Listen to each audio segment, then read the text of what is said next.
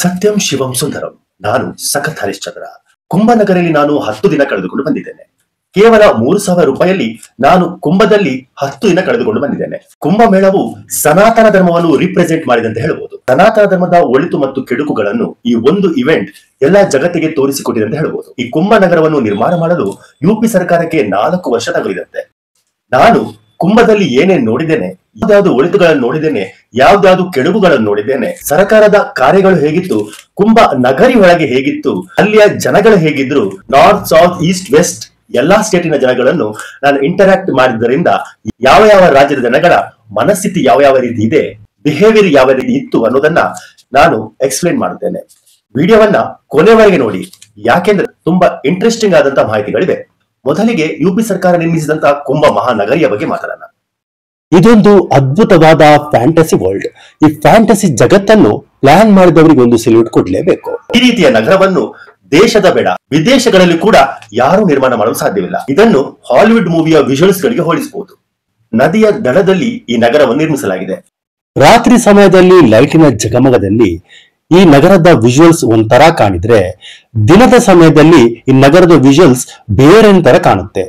ಮರುಭೂಮಿಯಲ್ಲಿ ಟೆಂಟ್ ಹಾಕಿದ ತರ ಕಾಣುತ್ತೆ. ಪುರಾತನ ಕಾಲದಲ್ಲಿ ಋಷಿ ಮುನಿಗಳು ಟೆಂಟ್ ಹಾಕಿ ಯಾವ ರೀತಿ ಜೀವನವನ್ನು ನಡೆಸ್ತಿದ್ರೋ ಅದೇ ರೀತಿಯ ಫೀಲಿಂಗ್ ನಿಮ್ಗೆ ಇಲ್ಲಿ ಕೊಡುತ್ತೆ. ಹಣವಂತರಿಗೆ ಹಣ ಸ್ಪೆಂಡ್ ಮಾಡುವವರಿಗೆ ಇಲ್ಲಿ ಲಕ್ಸುರಿಯಾದ ಲೈಫ್ ಟೆಂಟ್ ಒಳಗಡೆ ಸಿಗುತ್ತೆ. ಮೇಳದೊಳಗೆ ಪ್ರತಿ 500 ಮೀಟರ್ಗೆ ಮಲಮೂತ್ರ ವಿಸರ್ಜಿಸಲು ಅನ್ಲಿಮಿಟೆಡ್ ಟಾಯ್ಲೆಟ್ ಬಾತ್ರೂಮ್ಗಳನ್ನು ನಿರ್ಮಿಸಲಾಗಿದೆ.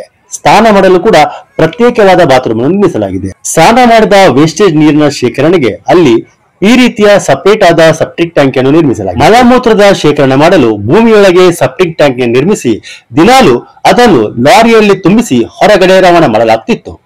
ಪ್ರತಿ 500 ಮೀಟರ್ ಅಂತರದಲ್ಲಿ ಕುಡಿಯುವ ನೀರಿನ ಆರೋ ಘಟಕಗಳನ್ನು ತೆರೆಯಲಾಗಿತ್ತು. ಪ್ರತಿ 500 ಮೀಟರ್ ಅಂತರದಲ್ಲಿ ನೀರಿನ ಟ್ಯಾಪ್ ಗಳನ್ನು ಕೂಡ ಅಳವಡಿಸಲಾಗಿತ್ತು. ಭಕ್ತಾದಿಗಳಿಗೆ ಉಳಿದುಕೊಳ್ಳಲು ಬೆಡ್ ವ್ಯವಸ್ಥೆ ಕೂಡ ಮಾಡಲಾಗಿತ್ತು. ದಿನಕ್ಕೆ 100 ರೂಪಾಯಿಯಂತೆ ಈ ಬೆಡ್ಗೆ ಚಾರ್ಜ್ ಆಗ್ತಿತ್ತು. ನಾನು ಕೂಡ ಇದೇ ಡಾರ್ಮೆಟರಿಯಲ್ಲಿ 10 ದಿನ ಕಳೆದಿದ್ದೇನೆ. ಲೋಕಲ್ ಹುಡುಗರು ಬೈಕ್ ನಲ್ಲಿ ಪಿಕ್ ಅಂಡ್ ಡ್ರಾಪ್ ಕೊಡ್ತಾ ಇದ್ರು. ಅದೇ ರೀತಿ ಒಂದು ನದಿಯ ದಡದಿಂದ ಇನ್ನೊಂದು ನದಿಯ ದಡಕ್ಕೆ ಬೋಟ್ ನ ವ್ಯವಸ್ಥೆ ಕೂಡ ಇತ್ತು. ಆದ್ರೆ ಈ 2 ಸೇವೆಗಳು ಬಹಳ ದುಬಾರಿಯಾಗಿತ್ತು. ಜನಗಳನ್ನ ಲೂಟಿ ಮಾಡಲು ಶುರು ಮಾಡಿದ್ರು. ಜನಗಳಿಗೆ ಅಲ್ಲಿದ್ದುದು ಒಂದೇ ಗುರಿ, ಸಂಗಮದಲ್ಲಿ ಸ್ನಾನ ಮಾಡಿ ಪವಿತ್ರವಾಗುವುದು. ಗುರಿಯನ್ನು ತಲುಪಿ ಸ್ನಾನ ಮಾಡಬೇಕಾದ್ರೆ ಎಲ್ರಿಗೂ ಒಂದೇ ದಾರಿ. ಯಾವ ಜಾತಿಯವನಾಗಿರ್ಲಿ, ಯಾವ ಪಂಥದವನಾಗಿರ್ಲಿ, ಎಲ್ರು ಆ ಒಂದೇ ದಾರಿಯ ಮೂಲಕ ನಡೆದುಕೊಂಡು ಹೋಗಿ ಆ ಒಂದೇ ನದಿಯಲ್ಲಿ ಸ್ನಾನ ಮಾಡಬೇಕು. ಎಷ್ಟೊಂದು ಬ್ಯೂಟಿಫುಲ್ ಆಗಿದೆ ಅಲ್ವಾ ಈ ಯೋಚನೆ. ಸಾಮಾನ್ಯವಾಗಿ ಹಿಂದೂ ಧರ್ಮದಲ್ಲಿ ಮೇಲ್ ಜಾತಿ ಕೀಳ್ ಜಾತಿ ಅನ್ನುವುದು ಒಂದು ಅಂಟಿರುವ ಶಾಪ. ಆದ್ರೆ ಕುಂಭದಲ್ಲಿ ನನ್ನ ಪಕ್ಕದಲ್ಲಿ ನಿಂತವನು ಯಾವ ಜಾತಿಯವನು ಎನ್ನುವುದು ಅಲ್ಲಿ ಯಾರಿಗೂ ಬೇಡವಾಗಿತ್ತು. ನದಿಯ ದಡದಲ್ಲಿ ಕುಂಭನಗರಿಯನ್ನು ಯಾವ ರೀತಿ ನಿರ್ಮಿಸಿದ್ದಾರೆ ಅಂತ ಹೇಳಿ ನಾನೊಂದು ಸ್ಕೆಚ್ ಮುಖಾಂತರ ನಿಮಗೆ ತಿಳಿಸುತ್ತೇನೆ. ನೋಡಿ, ಇದು ಪೂರ್ತಿ ನದಿ, ಗಂಗಾ ನದಿ ಮತ್ತು ಯಮುನಾ ನದಿ ಮತ್ತು ಸರಸ್ವತಿ ಪೂರ್ತಿ ನದಿ ಅಂತ ತಿಳ್ಕೋಣ. ಒಂದೇ ಕಡೆ ಎಲ್ಲ ಹರಿಯುತ್ತದೆ, ಒಂದು ಕಡೆ ಎಲ್ಲೂ ಯಾವುದೇ ಒಂದು ಪಾಯಿಂಟ್ ಅಲ್ಲಿ ಅದು ಸಂಗಮವಾಗುತ್ತೆ. ಸೊ ಇದು ಪೂರ್ತಿ ನದಿ. ಈ ನದಿಯ ನಡುವಲ್ಲಿ ಈಗ ನೀರಿರುವುದು ಇಷ್ಟೇ. ಇದು ನೀರು, ಇಲ್ಲಿ ನೀರು ಹರಿದಾಡ್ತಾ ಇದೆ, ಇಷ್ಟೇ ನೀರಿರುವುದು.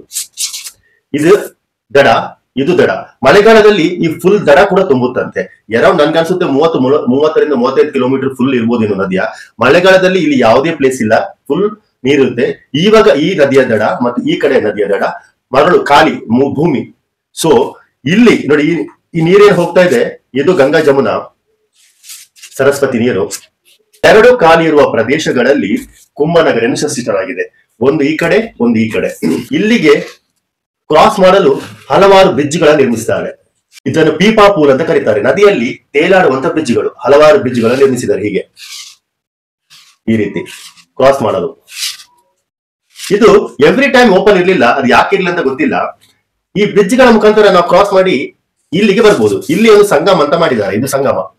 ಆಕ್ಚುಲ್ ನೋಡಿದ್ರೆ ಎಲ್ಲಾ ಕಡೆ ಸಂಗಮ, ಎಲ್ಲಿ ಕೂಡ ಸ್ನಾನ ಮಾಡಬಹುದು. ಆದ್ರೆ ಈ ಪ್ರದೇಶ ಜಾಸ್ತಿ ದೊಡ್ಡದಿದೆ, ಅದರಿಂದ ಇಲ್ಲಿ ಕ್ರೌಡ್ ಮ್ಯಾನೇಜ್ಮೆಂಟ್ ಸರಿಯಾಗಿ ಆಗುವುದರಿಂದ ಇದನ್ನು ಸಂಗಮ ಅಂತ ಹೇಳಿ ಗುರುತಿಸಿದ್ದಾರೆ. ಈ ನದಿಯ ದಡದಿಂದ ಈ ನದಿಯ ದಡಕ್ಕೆ ಕ್ರಾಸ್ ಮಾಡಲು ಬ್ರಿಡ್ಜ್ ಏನಿದೆ, ಇದು ಸಾಧಾರಣ ಒಂದು 3 ಕಿಲೋಮೀಟರ್ ಅಷ್ಟಿದೆ. ಇಲ್ಲಿ ವಾಕ್ ಮಾಡ್ಬೇಕಾದ್ರೂ ಇಲ್ಲಿಂದ ಇಲ್ಲಿ 3 ಕಿಲೋಮೀಟರ್ ಅಷ್ಟಿದೆ. ಇದೆಲ್ಲ ಟೆಂಟ್ ಗಳ ನಿರ್ಮಿಸಿದ್ದಾರೆ. ಹೀಗೆ ಎಲ್ಲಾ ಟೆಂಟ್ಗಳು ನಡುವಲ್ಲಿ ಇನ್ನೊಂದು ಈ ದಡದ ನಡುವಲ್ಲಿ ಇನ್ನೊಂದು ಬ್ರಿಡ್ಜ್ ನಿರ್ಮಿಸಲಾಗಿದೆ ವಾಕಿಂಗ್ ಮಾಡಲು. ಇದು ಭೂಮಿಯ ಮೇಲೆ ಬ್ರಿಡ್ಜ್. ಎಲ್ಲಾ ಜನಗಳು ಇದರಲ್ಲಿ ವಾಕ್ ಮಾಡ್ತಾರೆ. ಇಲ್ಲಿ ಹೀಗೆ ಇಲ್ಲಿ ಬೇರೆ ಬೇರೆ ರೀತಿಯ ಘಾಟ್ಗಳಿದೆ. ಇಲ್ಲೊಂದು ಘಾಟ್ ಇದೆ, ಇಲ್ಲೊಂದು ಘಾಟ್ ಇದೆ, ಇಲ್ಲೊಂದು ಘಾಟ್ ಇದೆ. ಈ ಘಾಟಿಗೆ ಒಂದು ಹೆಸರು ಕೊಡಲಾಗಿದೆ, VIP ಘಾಟ್, ಅರೇಲಿ ಘಾಟ್ ಆ ರೀತಿ ಹೆಸರು ಕೊಟ್ಟು ಇಲ್ಲಿ ಜನಗಳು ಬಂದು ಸ್ನಾನ ಮಾಡ್ತಾರೆ. ಹೀಗೆ ಯಾವ ಸ್ಥಳದಲ್ಲಿ ಜನಗಳಿಗೆ ಸ್ನಾನ ಮಾಡ್ಬೇಕು ಅಲ್ಲಿ ಅವ್ರು ಬಂದು ಸ್ನಾನ ಮಾಡ್ತಾರೆ. ಈ ದಡದಲ್ಲಿ ಎಲ್ಲ ಟೆಂಟ್ಗಳು ಬೇರೆ ಬೇರೆ ರೀತಿಯ ಎಲ್ಲಾ ಟೆಂಟ್ಗಳನ್ನು ನಿರ್ಮಿಸಲಾಗಿದೆ. ಆ ಟೆಂಟ್ಗಳು ಎಷ್ಟು ಚಂದ ಇದೆ ಅಂದ್ರೆ ಆ ಡಿಸೈನ್ ಬಹಳ ಸುಂದರವಾಗಿದೆ. ಅದೇ ರೀತಿ ಇಲ್ಲಿ ಕೂಡ ಈ ದಡದಲ್ಲಿ ಕೂಡ ಟೆಂಟ್ಗಳಿದೆ, ಬಹಳಷ್ಟು ಟೆಂಟ್ಗಳು. ಹೀಗೆ ಎಷ್ಟು ಟೆಂಟ್ಗಳಿದೆ.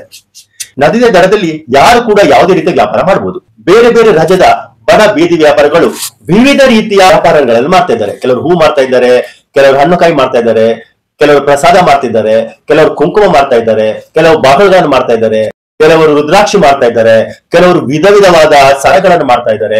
ಇನ್ನು ಅನ್ಲಿಮಿಟೆಡ್ ಟೀ ಅಂಗಡಿಗಳಿದೆ, ಅಲ್ಲಿ ಸ್ಮೋಕ್ ಕೂಡ ಸಿಗುತ್ತೆ.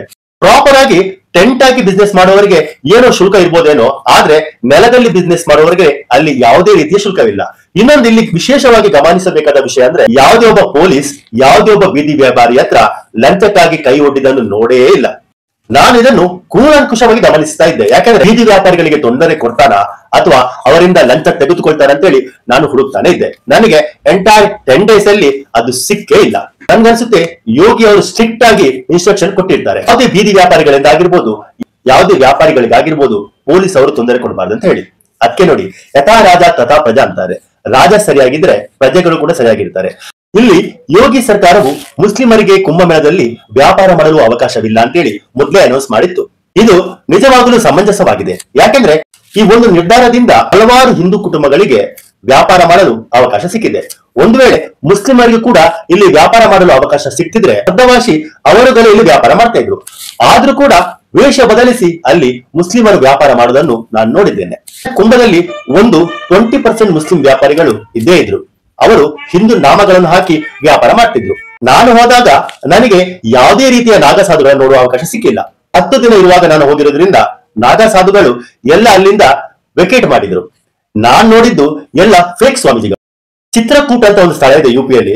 ಅಲ್ಲಿಂದ ಬಂದಂತಹ ಹಲವಾರು ಹುಡುಗರ ಗುಂಪು ಸ್ವಾಮೀಜಿಗಳ ವೇಷ ಹಾಕಿ ಭಿಕ್ಷೆಯನ್ನು ಬೇಡ್ತಾ ಇದ್ರು. ಎಕ್ಸ್ಪೀರಿಯನ್ಸ್ ಅನ್ನು ತೆಗೆದುಕೊಳ್ಳಲು ಮತ್ತು ಸ್ವಲ್ಪ ನನ್ನ ಖರ್ಚಿಗೆ ಕಾಸು ಮಾಡಲು ಅಲ್ಲಿ ನಾಮ ಹಾಕುವ ಕೆಲಸವನ್ನು ಮಾಡಿದೆ. ಅಲ್ಲೇ ಇದ್ದಂತಹ ಹುಡುಗರುಗಳನ್ನು ಪರಿಚಯ ಮಾಡಿ ನಾಮ ಯಾವ ರೀತಿ ಹಾಕಬಹುದು ಅಂತ ಐಡಿಯಾ ತೆಕ್ಕೊಂಡು ನಾಮ ಹಾಕುವ ಕೆಲಸವನ್ನು ಮಾಡಿದೆ. ಆದ್ರೆ ನಾನು ಅಂದುಕೊಂಡಷ್ಟು ಅದು ಸುಲಭವಾಗಿರ್ಲಿಲ್ಲ. ನದಿಯ ದರವಾಗಿದ್ರಿಂದ ದಿನದ ಸಮಯದಲ್ಲಿ ಸುಡು ಬಿಸಿಲು, ಅಲ್ಲಿ ನಿಂತುಕೊಂಡು ನಾಮ ಹಾಕುವುದು ತುಂಬಾನೇ ಕಷ್ಟವಿತ್ತು. ಜೊತೆಗೆ ಈ ನಾಮ ಹಾಕಲು ಕೂಡ ತುಂಬಾನೇ ಕಾಂಪಿಟೇಷನ್ ಇತ್ತು. 1000ಕ್ಕಿಂತ ಜಾಸ್ತಿ ಜನಗಳ ಹಣೆ ಮುಟ್ಟಿ ನಾಮ ಹಾಕಿದ್ದೇನೆ. 1000ಕ್ಕಿಂತ ಜಾಸ್ತಿ ಜನಗಳಿಗೆ ನಾಮ ಹಾಕುವಾಗ ಆ 1000 ಜನಗಳನ್ನು ಇಂಟರಾಕ್ಟ್ ಕೂಡ ಮಾಡಿದ್ದೇನೆ. ದಕ್ಷಿಣ ಕೊಡುವ ವಿಷಯದಲ್ಲಿ ಬೇರೆ ಬೇರೆ ರಾಜ್ಯದ ಜನಗಳು ಯಾವ ರೀತಿ ಇರ್ತಾರೆ ಅಂತ ಹೇಳಿ ತಿಳ್ಕೊಂಡಿದ್ದೇನೆ. ಸೌತ್ ಇಂಡಿಯನ್ ಮತ್ತು ಮರಾಠಿ ಜನಗಳು ದಕ್ಷಿಣ ಕೊಡುವುದರಲ್ಲಿ ತುಂಬಾನೇ ಹಿಂದೆ. ₹1, ₹2, ₹5, 10 ಜನಗಳು ಸೇರಿ ₹10 ಈ ರೀತಿ ದಕ್ಷಿಣ ಕೊಡ್ತಾ ಇದ್ರು. ಗುಜರಾತಿ ಮತ್ತು ರಾಜಸ್ಥಾನದವರು ಆಕ್ಚುಲಿ ಹಣದ ವಿಷಯದಲ್ಲಿ ಕಂಜೂಸ್ ಅವರು. ಆದ್ರೆ ದಕ್ಷಿಣ ಕೊಡುವುದರಲ್ಲಿ ಹಿಂದೇಟು ಹಾಕ್ತಿರ್ಲಿಲ್ಲ. ಒಬ್ಬೊಬ್ಬರು ಕಮ್ಮಿ ಅಂದ್ರೆ ₹10 ಕೊಡ್ತಾ ಇದ್ರು. ಯುಪಿ ಮತ್ತು ಬಿಹಾರ್ ಜನಗಳು ₹5 ಕೊಡ್ತಾ ಇದ್ರು, ₹1-2 ಕೂಡ ಕೊಡ್ತಾ ಇದ್ರು. ಆದ್ರೆ ಅವರಲ್ಲಿ ಒಂದು ವಿಶೇಷವಾದ ಗುಣ ನಾನು ಕಾಣಿದ್ದೆ ಅಂದ್ರೆ ದಕ್ಷಿಣ ಕೊಟ್ಟ ನಂತರ ನನ್ನ ಕಾಲಿಗೆ ಬಿದ್ದು ನಮಸ್ಕರಿಸ್ತಿದ್ರು. ಅವರ ಪ್ರಕಾರ ನಾನೊಬ್ಬ ಪಂಡಿತ, ನಾನೊಬ್ಬ ಬಾಬಾ, ನಾನಲ್ಲಿ ಕೇವಲ ಕೆಲಸ ಮಾಡ್ಲಿಕ್ಕೆ ಹೋಗಿರುವುದು. ನನ್ನ ಲುಕ್ ಅನ್ನು ನೋಡಿ ಅವರು ನನ್ನನ್ನು ಪಂಡಿತ್ ಅಂತ ತಿಳ್ಕೊಂಡಿದ್ದಾರೆ. ಮೇ ಬಿ ನಾಮ ಹಾಕಿಸಿಕೊಂಡ ನಂತರ ಕಾಲಿಡುವ ಪದ್ಧತಿ ಅಲ್ಲಿ ಇದೆಯೋ ಏನೋ. ನಾವೆಲ್ಲ ಇಲ್ಲಿ ಹಿಂದಿ ವಾಲರು ಪಾನ್ ತಿನ್ನುವವರಂತ ಗೇಲಿ ಮಾಡಿದ್ರೆ ಅವರು ನಮಗಿಂತ ಜಾಸ್ತಿ ಕಲ್ಚರ್ಡ್ ಆಗಿದ್ದಾರೆ. ನಾನು ಅಲ್ಲಿ ನೋಡಿದ ಸೌತ್ ಇಂಡಿಯನ್ಸ್ ತುಂಬಾ ಅರೆಗಾಂಟ್ ಆಗಿದ್ರು. ಸೌತ್ ಇಂಡಿಯನ್ಸ್ ಅವರ ತಲೆಯಲ್ಲಿ ತುಂಬಾನೇ ಅಹಂ ತುಂಬಿಕೊಂಡಿದ್ದಾರೆ ಅಂತ ಅನಿಸಿತು. ನಾವೇ ಬುದ್ಧಿವಂತರು, ನಾವೇ ವೆಲ್ ಎಜುಕೇಟೆಡ್, ನಾವೆಲ್ಲ ಸೊಫಿಸ್ಟಿಕೇಟೆಡ್ ಆಗಿದ್ದೇವೆ ಅಂತ ಹೇಳಿ ತೋರಿಸಿಕೊಳ್ಳುವಂತಹ ಬಿಹೇವಿಯರ್ ಎಲ್ಲಾ ಸೌತ್ ಇಂಡಿಯನ್ನರ ಮುಖದಲ್ಲಿ ಗುಣದಲ್ಲಿ ನಾನು ಕಂಡುಕೊಂಡಿದ್ದೇನೆ. ಇಲ್ಲಿ ನಾನು ಮತ್ತೊಂದು ಗಮನಿಸಿದ ವಿಷಯ ಏನಂದ್ರೆ ದಕ್ಷಿಣದಿಂದ ಕರ್ನಾಟಕ ಮತ್ತು ಆಂಧ್ರದಿಂದ ಬೇಕಾದಷ್ಟು ಜನಗಳು ಬಂದಿದ್ರು. ಆದ್ರೆ ತಮಿಳುನಾಡು ಮತ್ತು ಕೇರಳದಿಂದ ಯಾರು ಇರಲಿಲ್ಲ. 10 ದಿನದಲ್ಲಿ ಒಬ್ಬನೇ ಒಬ್ಬ ತಮಿಳು ಮತ್ತು ಕೇರಳಿಗಳನ್ನು ನಾನು ಇಂಟರಾಕ್ಟ್ ಮಾಡೇ ಇಲ್ಲ. ನನ್ನ ಕಿವಿಗೆ ಒಂದೇ ಒಂದು ತಮಿಳು ಮತ್ತು ಮಲಯಾಳಿ ಸಂಭಾಷಣೆಗಳು ಕೇಳೇ ಇಲ್ಲ. ಊಟದ ವಿಷಯಕ್ಕೆ ಬಂದಾಗ ನಿಜವಾಗ್ಲೂ ತೊಂದರೆ ಆಗ್ತಾ ಇತ್ತು. ಫುಡ್ ಜಾಯಿಂಟ್ಸ್ ಗಳಿದ್ರು ಕೂಡ ಸರಿಯಾದ ಊಟದ ವ್ಯವಸ್ಥೆ ಇರ್ಲಿಲ್ಲ ಅಂತ ಹೇಳ್ಬೋದು. ಯುಪಿ ಸರ್ಕಾರ ಈ ಒಂದು ವಿಷಯದಲ್ಲಿ ಎಡವಿದೆ ಅಂತ ಹೇಳ್ಬೋದು. ಸೌತ್ ಇಂಡಿಯನ್ ವ್ಯಾಪಾರಿಗಳಿಗೆ ವ್ಯಾಪಾರ ಮಾಡಲು ಇನ್ವೈಟ್ ಕೊಡಬಹುದಿತ್ತು. ಅಲ್ಲಿ ಯಾವುದೇ ಸೌತ್ ಇಂಡಿಯನ್ ವ್ಯಾಪಾರ ಮಾಡೋದನ್ನು ನಾನು ನೋಡೇ ಇಲ್ಲ. ಅದು ಫುಡ್ ವ್ಯಾಪಾರ ಆಗಿರ್ಬೋದು ಅಥವಾ ಇತರ ಯಾವುದೇ ರೀತಿಯ ವ್ಯಾಪಾರಗಳನ್ನು ನಾನು ಮಾಡೋದನ್ನು ನೋಡೇ ಇಲ್ಲ.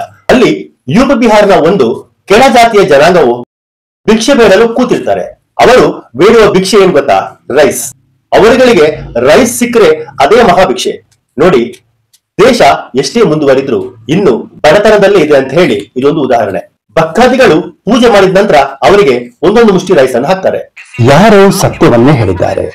ಯಾರು ಏನು ಹುಡುಕಿದ್ದಾರೋ ಅದೇ ಸಿಕ್ಕಿದೆ.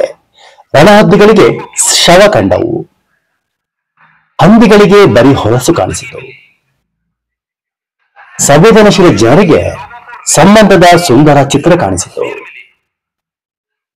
ಆಸ್ತಿಕರಿಗೆ ಆಶೀರ್ವಾದ ಸಿಕ್ಕಿತು, ಸಜ್ಜನರಿಗೆ ಸಜ್ಜನ ಸಿಕ್ಕಿತು, ಬಡವರಿಗೆ ಕೆಲಸ ಸಿಕ್ಕಿತು, ಶ್ರೀಮಂತರಿಗೆ ವ್ಯಾಪಾರವಾಯಿತು, ಭಕ್ತರಿಗೆ ಸ್ವಚ್ಛತೆ ಸುವ್ಯವಸ್ಥತೆ ಕಾಣಿತು, ದಯಾಳುಗಳಿಗೆ ಕರುಣೆ ಪ್ರಾಪ್ತವಾಯಿತು, ಒಳ್ಳೆ ಭಾವನೆಯ ಜನರಿಗೆ ಜಾತಿರಹಿತ ವ್ಯವಸ್ಥೆ ಸಿಕ್ಕಿತು, ಭಕ್ತರಿಗೆ ದೇವರು ಸಿಕ್ಕಿದ.